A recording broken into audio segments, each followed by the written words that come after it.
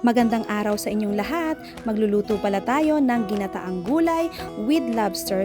At ngayon nga pala, pinapasingawan ko na ngayon yung lobster para ilalagay na lang natin siya mamaya kapag luto na yung gulay at ang ating gata. So ngayon, prepare natin lahat ng mga kailangan nating gamitin or ingredients natin para sa ating pagluluto. So start na tayo magluto! Igisa na ang bawang, sibuyas at ilagay na ang ating kalabasa. Lagyan ito ng konting paminta at lagyan na rin ng patis. Ngayon, ilagay na rin ang ating sitaw at ang ating sigarilyas.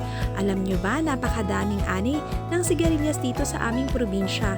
Kaya madalas ito ang niluluto namin para mas healthy pa. So, ilagay na rin natin yung ating pangalawang gata. Ilagay na rin yung itlog ng lobster at ang lobster na pinakuluan ko kanina. At pakuluan ito mga around 3 to 5 minutes lang.